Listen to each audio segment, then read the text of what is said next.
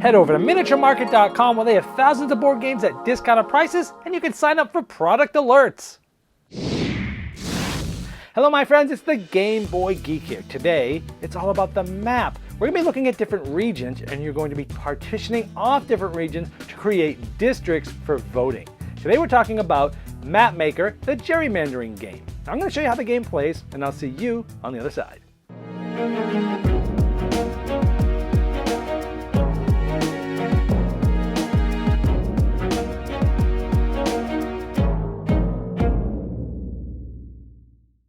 In Mapmaker, the gerrymandering game, each player is going to select a color and take all the tokens that match the color. They're also going to get numbered tokens, which will be randomly placed on the board, and then they're going to get these different pieces that will help them distinguish different districts on the board.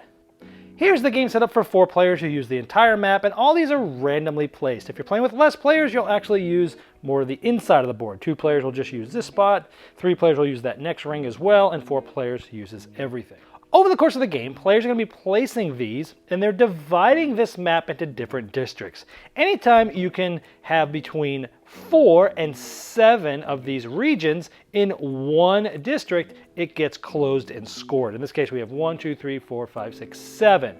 Now, again, anywhere between 4 and 7 of these would be a district. So that could be one. And if so, you would then count up the numbers for each of the players. You'd add up all these numbers for yellow, red, and green, and whoever has the most would win this district and place one of their tokens on it, showing that they've owned that. At the end of the game, whoever has the most of these out is going to win the game.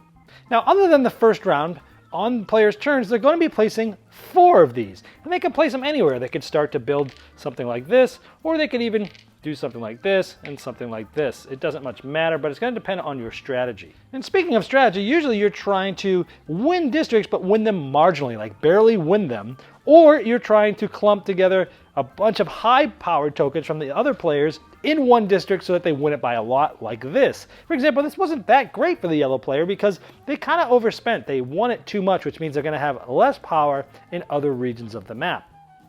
Now, for example, if the other players closed it like this, it's even worse for the yellow player because they won this one, but they used a lot of their tokens, and the red player only used 1 of their tokens. However, these smaller ones that are purple are actually pretty good because at the end of the game, if it's a tie, whoever has their tokens and the majority of ones with these purples, their swing states, will win the tiebreaker. And this game does end ties quite often.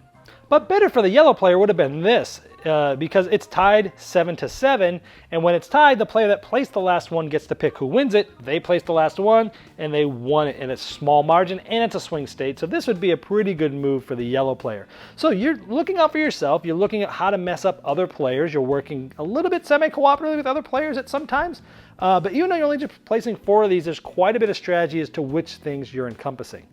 So players are just going to take turns in clockwise order, placing 4 of these until there are there's no dividing left to do. And whoever has the most of these out is going to win. If it's tied, whoever had the most with swing states in there will win. And here's how it looks at the end of a 3-player game with the green player winning with 5 points, the red player coming in second with 4, and the yellow player coming in last with 3. There's also 2 ways to play the game solo. There's an easy version where you're just playing against the board and trying to have the most districts at the end. And there's also competitive districts where you're trying to make sure that each of the districts is exactly even between the 2 colors.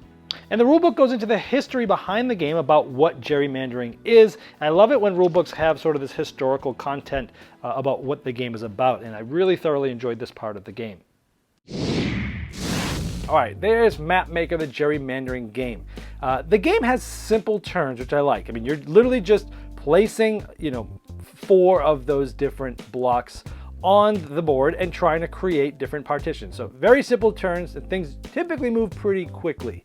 I like that you're sort of encapsulating lots of the big values of opponents into one district, because sometimes you can do that to say, hey, you know what, you've got a lot of big values here. I'm gonna not only are you gonna win this district, you're gonna crush it, but it's gonna take those away from other districts. So there's a lot of player interaction here. A lot of times you're kind of trying to get your foot in the door in a lot of other things, but other times you're trying to also mess with opponents at the same time.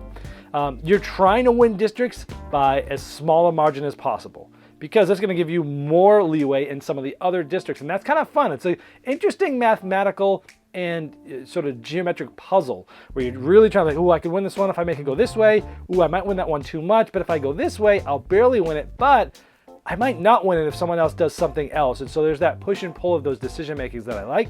I like that the swing districts, the ones that are the very low points, the purple regions there, they are the tiebreakers because it's harder to sort of to win those because it's a little bit less, the zeros and the ones are in there.